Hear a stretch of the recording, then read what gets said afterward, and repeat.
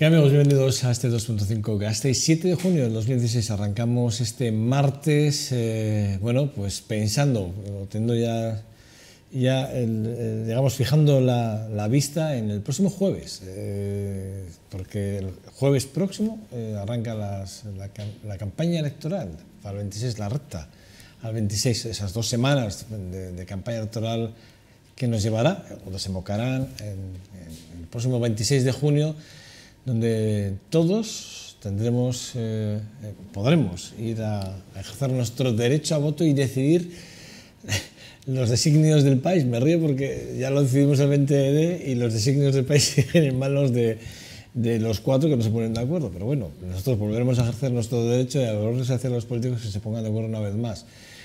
Sí que es verdad que hoy en la tertulia con Charlie Preto, con Luis Javier Tellería y con Luis Viana vamos a valorar varias cosas, y una de las cosas que vamos a valorar probablemente sean los datos que ayer publicó el CIS y que ponen de manifiesto realmente la antipatía que le estamos cogiendo los ciudadanos a los políticos, ¿no?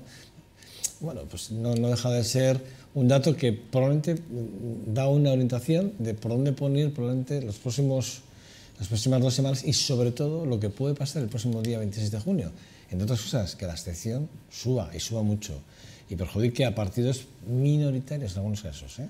Bueno, en cualquier caso sí que es verdad que lo más importante es que hoy, para nosotros, en este programa, en este 2.5 Gasteiz, vamos a arrancar y lo vamos a hacer con Ramón Ibeas, que es el secretario general de Cáritas en Álava.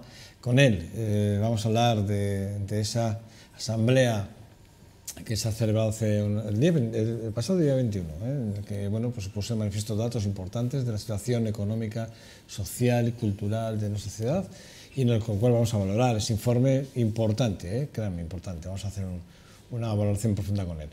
Luego, bueno, pues repito, tertulia, ya se comentaba más o menos por dónde van a ir los tiros con respecto a los temas que vamos a tratar. Vamos a hablar de la gabarra. De la gabarra también vamos a hablar, créanme que uno está indignado con el tema de la gabarra. Bueno, y luego recta final, ya saben, con Roberto Lastre. Bueno, hablaremos de literatura, haremos un análisis en cuanto además a esa presencia de arte activo en Madrid. 4 de sus escritores estuvieron en Madrid en la Feria del Libro vendiendo y con un gran éxito. Bueno, pues luego con Roberto Lastre hablaremos de todo ello. Pero ahora sí, ahora vamos a hablar ya con Ramón Ibeas, vamos a hablar de ese informe de Cáritas, de ese informe que conocíamos hace unos días, repito, y que da un poco, o deja ver o entrever cuál es la situación actualmente de nuestra ciudad. Ramón Ibeas, ¿qué tal estás? Buenos días. Secretario general. Secretario general. De Cáritas Álava, así hay que decirlo, ¿no? De Cáritas de Vitoria, sí. Cáritas Vitoria, bueno, yo he puesto ahora...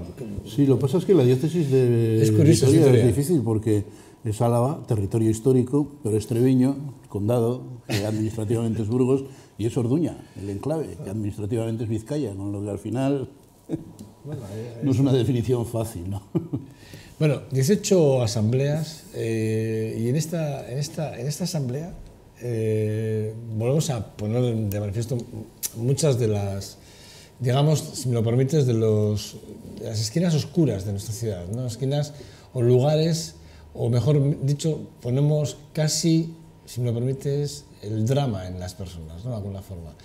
Si empezamos por el paro, empezaremos a hablar ya de una situación que no somos capaces de mejorarla. Llevamos ya más de 8 años estancados, parados en una tasa de paro que somos incapaces de darle una solución. Por lo menos, no sé si nosotros, o por lo menos de forma política, se me ocurre. No sé si la cuestión del paro es solamente una cuestión política o no es un cambio de modelo. Vamos a ver.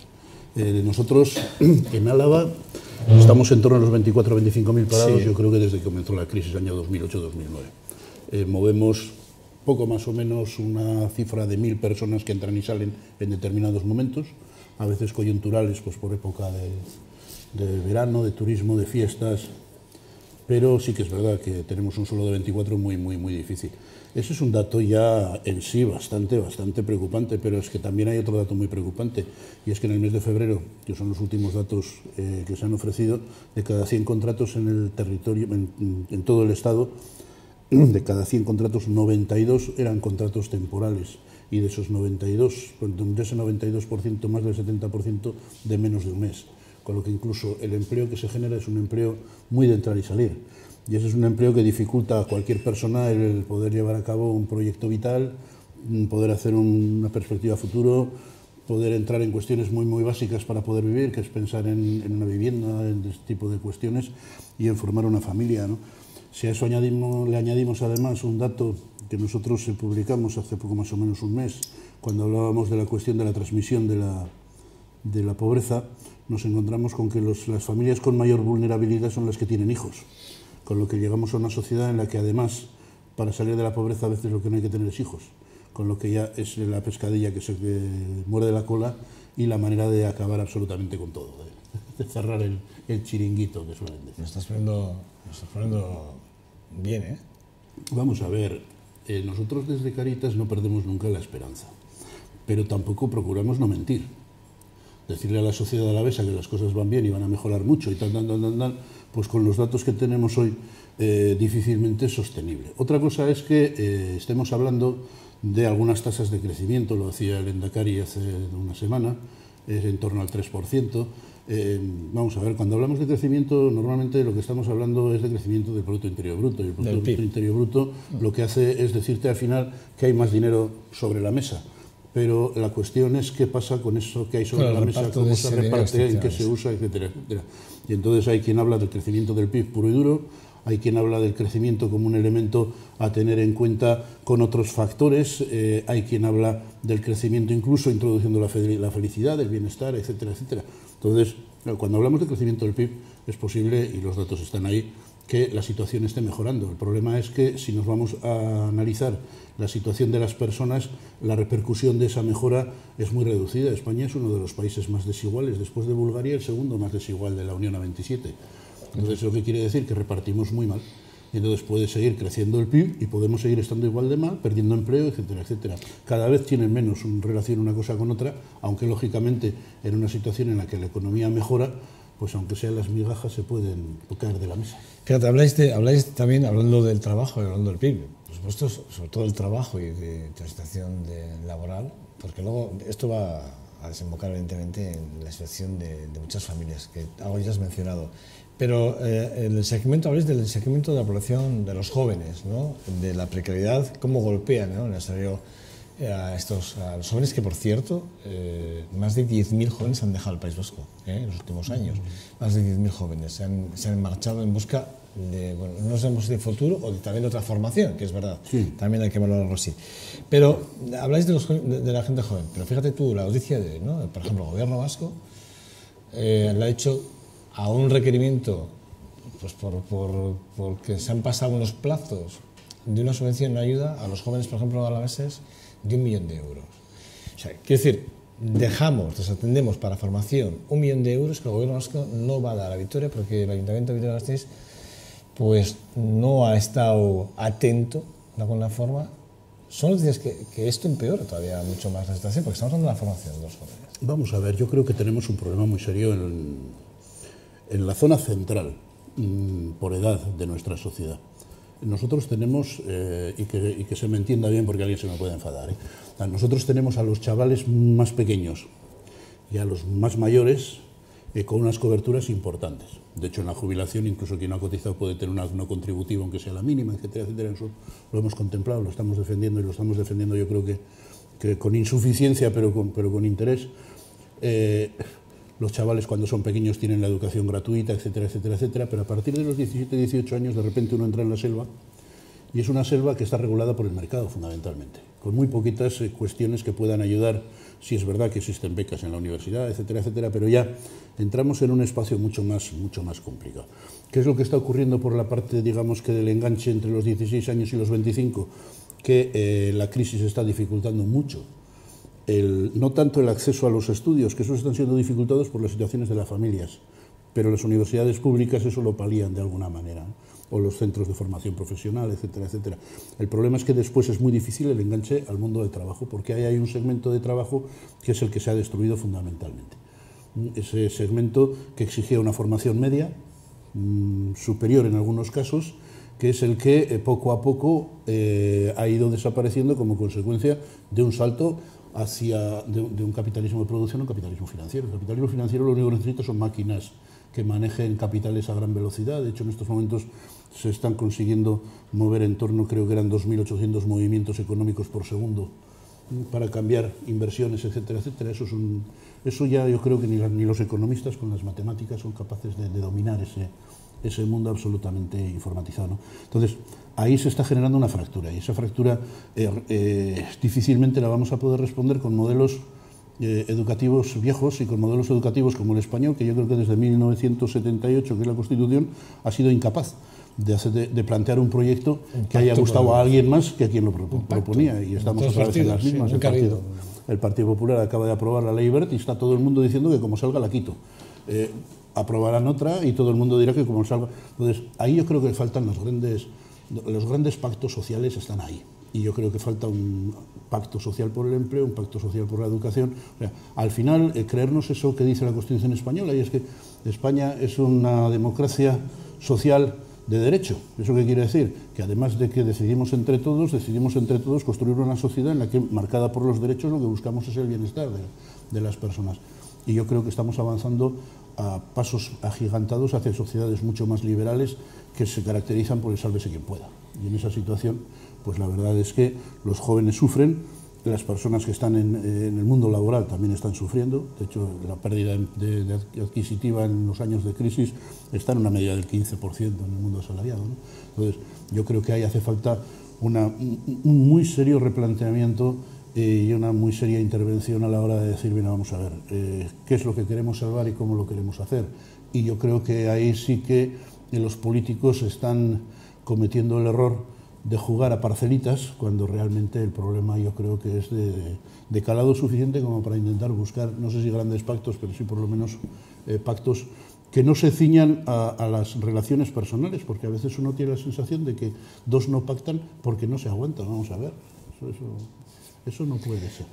Yo te preguntaba por lo de las subvenciones del Ayuntamiento, más que nada porque me parecía que... Sí, vamos a ver. Me parece grave, yo tengo una situación, a mí me parece grave, porque hablando de una institución como el Gobierno vasco, bueno, el Ayuntamiento lo ha hecho mal, vamos a partir de la base que el Ayuntamiento lo ha hecho fatal. El PNV se ha dejado pasar unos plazos y el Gobierno vasco ha dicho que ha presentado incluso digamos, el recurso fuera de plazo también, o sea, es decir, que encima es como de forma reiterada, o sea, lo has hecho no mal, sino rematadamente mal. Pero yo lo que me pregunto es, el Gobierno vasco, si tiene destinado una cantidad para Álava en ese sentido, hombre, mira, yo no sé hasta qué punto puedes perjudicar a los jóvenes alaveses también en ese sentido, ¿no? Es decir, que yo no sé si se puede tomar otro tipo de decisión o no, pero está claro que aquí que el que pierde es el joven que podía llegar a acceder a unas ayudas para una formación muy concreta y que yo no voy a tener esa ayuda. Es 1 millón de euros, ¿eh? Sí. Vamos a ver, no me conozco los detalles de las cuestiones. No, yo tampoco. Entonces, me cuesta hacer una crítica así global, pero ciertamente yo creo que tenemos que estar, y sobre todo en la función pública también hay que estar más atentos a las cosas. No es la primera vez que pasa nada. No es la primera vez que se nos pasan plazos, etcétera, etcétera. A la hora de poner en marcha proyectos que son bastante complicados de poner en marcha, porque nosotros estamos también metidos en el mundo de la formación. En estos momentos hay una situación un tanto de impasse. Como consecuencia de la mala utilización de esas subvenciones en los últimos años, ha cambiado la normativa. Ya la formación no está en manos, digamos, que de los sindicatos empresariales o de trabajadores, está en una perspectiva mucho más abierta. Eso está haciendo que en estos momentos el tema de la formación sea la fuente de ingresos económicos para muchísimas instituciones y empresas que están cambiando incluso su perfil. Hay empresas que están cambiando su perfil para poder acceder a una mayor subvención. Yo no sé si el tema de la formación se está enfocando suficientemente bien, porque la formación no puede ser algo que nos sirva para entretener a las personas, nos tiene que servir para insertarlas en el mercado laboral. Y habría que analizar muy despacio si algunas de las formaciones, con el dinero que cuestan, realmente tienen algún sentido. Y lo digo con cariño, pero lo digo en serio, porque hay cantidad de cursos y cursitos que no tienen absolutamente ninguna relación con el mundo laboral. Simplemente te ocupan el tiempo y al final hay gente que tiene unos currículum inmensos porque ha hecho 25 cursos de los que servir, y igual le sirven uno o dos, no más. Fíjate, aquí... Eso es un lío. Y lo del ayuntamiento no es la primera vez que se despistan, pero también es verdad que en muchas ocasiones los ritmos, yo lo suelo decir muchas veces, todos tenemos el riesgo de funcionarizarnos en nuestro trabajo, en el sentido de ir pues, al trantrán del día a día, sin darnos cuenta a veces de lo importante que es que hagamos las cosas bien, en plazo y como se debe. Fíjate, aquí entrevistamos esta semana pasada a Pascal Gómez, hablábamos de, van a crear 9.000 puestos de trabajo y porque hay una demanda, ellos tienen un trabajo hecho de campo que hablan de 6 de cada 10 empleos demandados son de formación profesional y solo 3 por cada 10 son universitarios, que es un poco por donde ibas tú también, ¿no? En ese sentido, ¿no? Vamos a ver, yo creo que son dos cosas distintas. Yo quiero tener filósofos y quiero tener profesores de latín y profesores de griego en mi sociedad. ¿Por qué? Porque le dan una perspectiva no mercantilista, le dan una perspectiva más humanista, y eso yo creo que enriquece una sociedad. Lo que pasa es que, claro, pretender una sociedad de filósofos, pues lo hacían los griegos porque tenían esclavos para trabajar, ¿no? Entonces, desde esa perspectiva yo creo que sí que es verdad que hay que tener muy claro que hay que sacarse las castañas del fuego, hay que sacarse el salario, hay que sacarse la vida, y también es verdad que eso tiene otras vías, otras maneras de hacerlo con muchísima dignidad, con muchísima soltura y en ocasiones además económicamente solventemente, y es el mundo de la formación profesional y otro tipo de... Sí hemos pecado, yo creo que como sociedad, de pensar que la universidad era la panacea y la solución de... Pero yo creo que eso tenía que ver más con el estatus de una generación que casi no pudo terminar primaria. Y entonces entendió que mi hijo que sea universitario, de qué no me importa y para qué tampoco me importa, pero eso nos daba un estatus, nos daba una presencia, ¿no? Yo creo que hay que hacer los análisis de otra manera. Y sobre todo, yo creo que hay que lanzar un mensaje claro a las familias. A mí, si un hijo o una hija me sigue estudiando y sigue adelante, ya me parece suficiente, en el sentido de que el valor está ahí. Y luego, si además consigue hacer lo que le gusta y vivir de eso que le gusta, ya sería el colmo. Sí, pero a mí lo que me preocuparía es cuando ya te encuentras con gente que se desengancha, que deja de interesarle el estudio, que deja de interesarle porque esas sí son situaciones luego muy complicadas de resolver. Pero las otras, si quieren estudiar, que les animen a estudiar eso que quieren hacer y que tiren para adelante. Y que tengan en cuenta también otra cosa que es verdad, la inmensa mayoría de los que estamos en el mundo laboral ahora estudiamos unas cosas y estamos en otras. O sea, eso también tiene una permeabilidad impresionante. Eso sí, sí. Hables del escándalo, del fracaso de la Unión Europea en la búsqueda de las soluciones para acoger a los refugiados y a los inmigrantes. Habláis, además ponéis nombres, porque cifras, mejor dicho, ¿no? La distribución de más de 120.000 personas refugiadas del acuerdo para cumplir 17.000 personas, ¿no? Se convirtieron en recibir en nuestro país y solo tenemos 18, solo han llegado 18 realmente. De los 120.000, solo han llegado 18 a España. Pero todavía es más grave, porque esos 120.000 no son refugiados. Eso es uno de los despistes generalizados de la sociedad, porque cuando se está hablando del conflicto sirio y de las personas que están saliendo de ese conflicto, después de la salida se categorizan en 2 bloques. Uno son aquellas personas que salieron en su día y están acogidas en Grecia e Italia y que por porcentajes de acogida, por la cantidad de personas que son, habría que reubicar por Europa, y estamos hablando de reubicar a 120.000 personas, de las cuales 17.000 tendrían que haber venido a España. A España 17.000, ¿no? De esas 120.000, 17.000 a España. De esas ¿Las cuales solo han llegado 18? Han venido 18 o 20 o 35, vamos, por una miseria. En Álava tenemos una persona con 2 hijos. A eso se reduce, pero es que después había otro cupo, si os acordáis, que se hablaban hasta de 30.000, porque entonces sí se introducían a los refugiados, que son los que están, por ejemplo, por decirlo muy gráficamente, en el campo de Idomeni. El campo de Idomeni no es un lugar de refugio, es un campo donde aglutina una serie de gente fundamentalmente por un cierre de frontera, no por otra razón. Entonces son grupos de personas distintas, y entonces poner en orden ese tráfico es lo que está demostrando la incapacidad política de la Unión Europea. Es verdad que hay que poner orden. Tampoco vale el discurso, no, si las personas somos libres, movámonos por donde queramos, sí, de acuerdo. Pero hay que pensar que cuando las personas lleguen a Vitoria tienen que tener los derechos mínimos completamente cubiertos. Y ese es nuestro compromiso. Nuestro compromiso no es el discurso de decir, no, que vengan, no, que vengan y si se tienen que quedar, se queden en condiciones. La solidaridad tiene que ir hasta el final. Entonces, hay que trabajar esas solidaridades finales.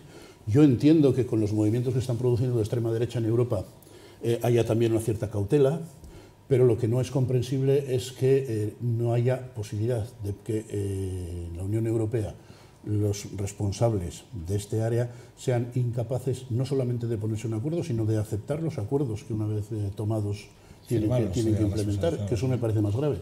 Porque lo primero ya me parece serio, pero entiendo que está dentro del diálogo, dentro del debate. Pero una vez de que llegamos a un acuerdo, de que uno se pueda saltar el acuerdo y aquí no pase nada, es grave, y creo que está convirtiéndose además en una cierta costumbre, porque tenemos el mismo debate en otro tema completamente ajeno a esto, que es el de la famosa multa a España por haberse pasado o no pasado con el tema del déficit. O sea, nadie quiere, pero es que todos se han saltado el déficit, con lo que al final sociedades en las que la normativa sirve para rellenar páginas y luego no se cumplen y luego esto sí, pues terminan desestructurándose poquito a poco. Fíjate, Inglaterra. Vamos a ver qué pasa. Fíjate qué pasa con el Brexit. De momento está todo muy igualado, pero hay un cierto guiño más a favor del Brexit que de seguir, darle continuidad al acuerdo con Europa. ¿Y simplemente por qué? Por la migración. Es lo que está puesto encima de la mesa ahora mismo, fíjate tú. Estamos hablando de un drama, pero estamos viendo a una Europa en la que tampoco quiere la migración. Fíjate lo que ha pasado en Austria, que ya sabemos que es un país muy de extremas. Pero también tenemos que tomar un poquito las cosas en su perspectiva. Hasta finales de 2015, y los últimos datos yo creo que eran de diciembre, y son datos de Eurostat, el centro de Europa, y cuando hablo del centro de Europa estoy hablando de Austria, de Alemania, de Hungría, metamos a Suecia también ahí en esa zona norte de Europa, habían acogido ya casi a 1 millón de refugiados. Entonces, en ese momento es cuando se empieza a plantear que no es posible esa dinámica. Y se empieza a regular ese espacio y esa manera de entrar. Tenemos que tener en cuenta también que la normativa distingue, otra cosa es que nosotros en Cáritas, por ejemplo, no lo hacemos, no distinguimos y lo hacemos a propósito además, pero la normativa europea distingue entre aquellas personas que entran regularmente a un país y los que no entran regularmente a un país. Y los alemanes y los austríacos son kantianos. La filosofía de Kant se funda en la deontología, y la deontología al final es el cumplimiento de la norma. Y para un alemán cumplir la norma es algo absolutamente sagrado. Entonces, en eso, por ejemplo, nosotros somos más laxos. Entonces, para ellos, quien ha entrado legalmente no tiene ningún problema, pero quien ha entrado legalmente se va a la calle directamente y además les parece que tiene que ser así. No te entienden una posibilidad distinta, ¿no? Entonces, yo creo que hay problemas serios de cultura política, vamos a ver, Europa es una unidad muy complicada. Hablamos del Brexit británico, pero los británicos siguen rigiéndose por el derecho sajón, que no es el romano. Entonces, dentro de nuestra propia entidad e identidad, tenemos un montón de cosas que no vamos a arreglar en 100 años.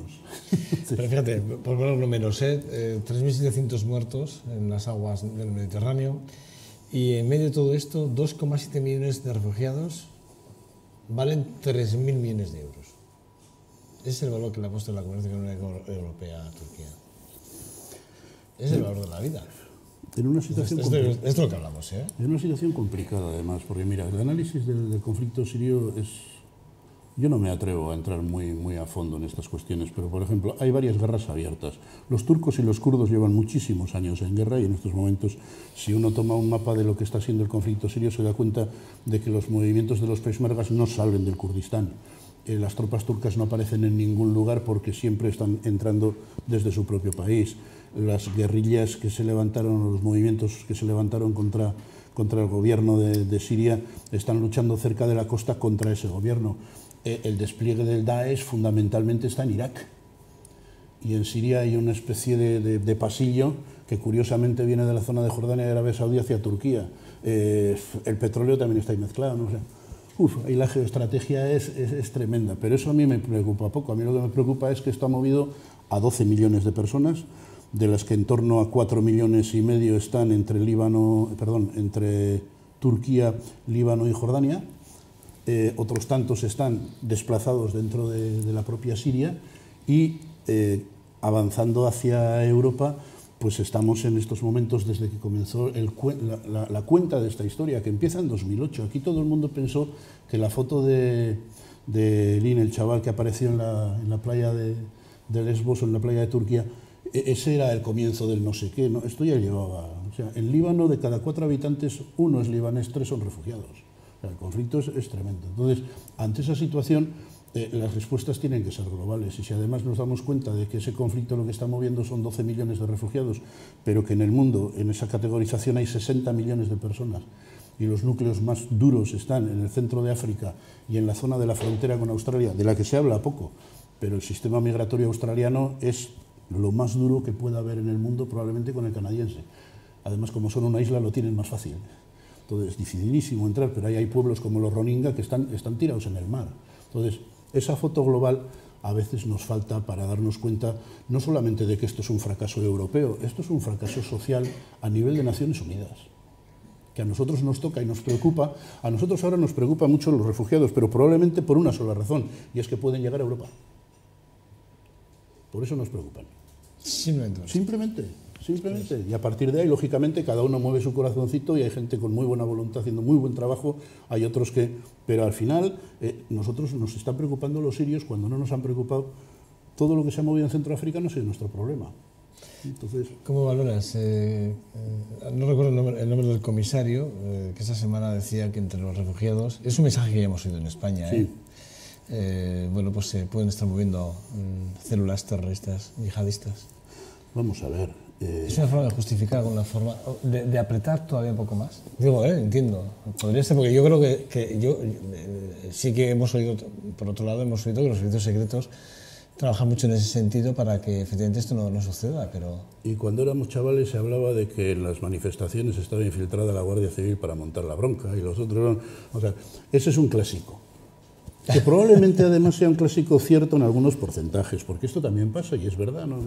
Yo no tengo ningún inconveniente en decir que un movimiento de 120.000, 130.000 o 140.000 personas viniendo donde vienen tiene el riesgo de poder traer con ellos a personas que no vienen del conflicto, porque de hecho nosotros conocemos en Vitoria a 2 personas que han venido de Marruecos vía Siria y han intentado colar como refugiados, pero eso es normal porque la gente está tratando de buscarse la vida.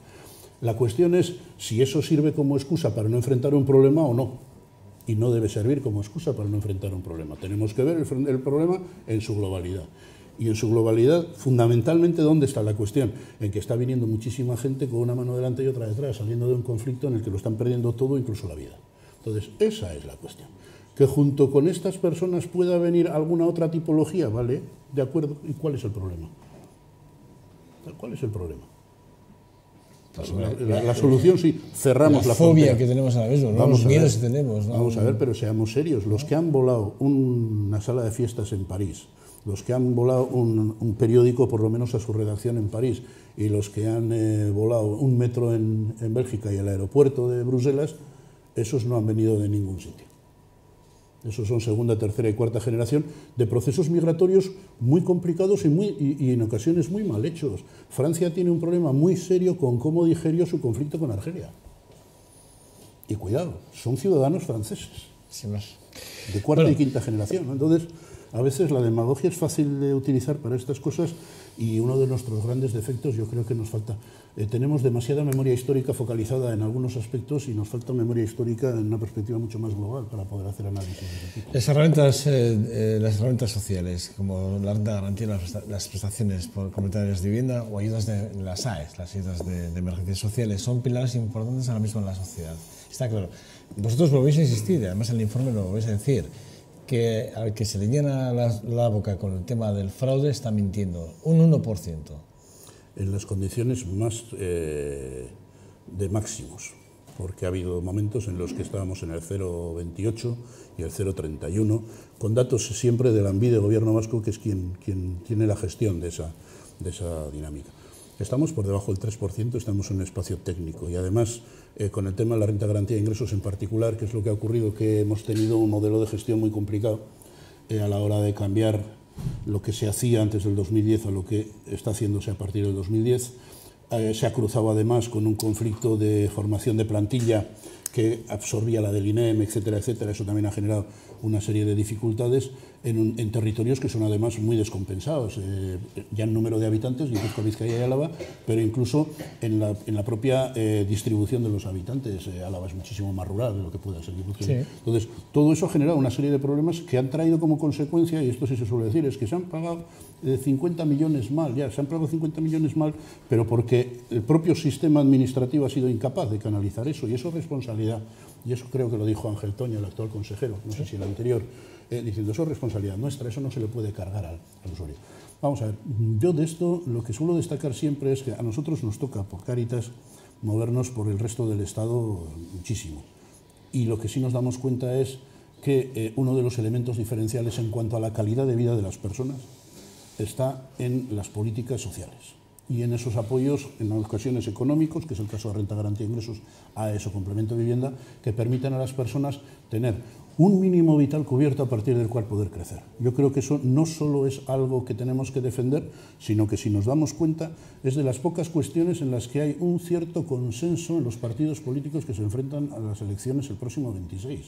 Unos le llaman renta garantía, otros renta básica, pero todo el mundo está diciendo, oye, perdona, hace falta una base, un suelo, de forma que el españolito medio pueda tener cuando menos lo que necesita como básico cubierto. Entonces yo creo que nosotros ahí lo que tenemos que ayudar es a que esto se implemente en otros lugares y no retirarnos de estas prestaciones y de estas políticas sociales, que con necesarias correcciones, como todo en la vida, yo creo que es de lo mejor que se ha hecho en España en este tema en muchísimo tiempo. Y yo siempre recuerdo una cosa. Nosotros hemos tenido gobiernos, los primeros fueron monocolor del Partido Nacionalista Vasco, pero luego fueron con Partido Socialista y Euskadi Ezkerra. En un momento dado gobernó el Partido Popular con el Partido Socialista. Hemos tenido gobiernos de todos los colorines del mundo y hemos discutido mucho de muchas cosas en el ámbito social. Pero yo creo que hay un suelo, y es que la ley de servicios sociales puede corregirse, pero es inamovible. Hay otras autonomías, y no voy a citar ninguna, que con 40 años de mayorías absolutas no tienen ley de derechos sociales. Entonces, perdonen ustedes, empiecen por lo básico, porque eso que les va a permitir a sus ciudadanos tener derechos. Cuando no hay una ley de servicios sociales, los ciudadanos dependen de la gratuidad, de la gracia al final de quien gobierna, y eso apesebra y hace clientes. Son dos modelos políticos distintos, y ahí sí hay un debate interesante. Muy, muy interesante. Bueno, Ramón, no tengo más tiempo. Me quedo con alguna cosita más, porque sí que me gustaría hablar un poco del conjunto de lo que es Cáritas, porque Cáritas es algo más, sin más. Está la parte de formación, que está Guivide, por ejemplo, también es interesante, pero bueno, quiero decir que como tengo más tiempo para hablar contigo y seguro que te... Por vitoriando, o sea, que no sé. No, pero además ya no es por vitorianear, por cierto, que me diría Martín, seguido al 2.5 Gasteiz, pero sí que es verdad que también por tenerte, porque bueno, pues hablar contigo siempre es un placer escucharte, y ya ves que procedente no te he preguntado, te deja hablar, O sea, que te dejo... A veces demasiado. No, nunca es demasiado. Siempre es un gusto poderte escuchar y agradecerte siempre lo claro que eres, y además, claro y conciso, porque además vas a lo que vas, o sea, está claro. O sea, buen informe, que además yo sí que aconsejo que ustedes entren en la página web de Cáritas y puedan descargarlo, y lo tienen ahí, lo pueden descargar, se lo pueden leer tranquilamente y repasar cifras, objetivos claros que se tienen cara a los...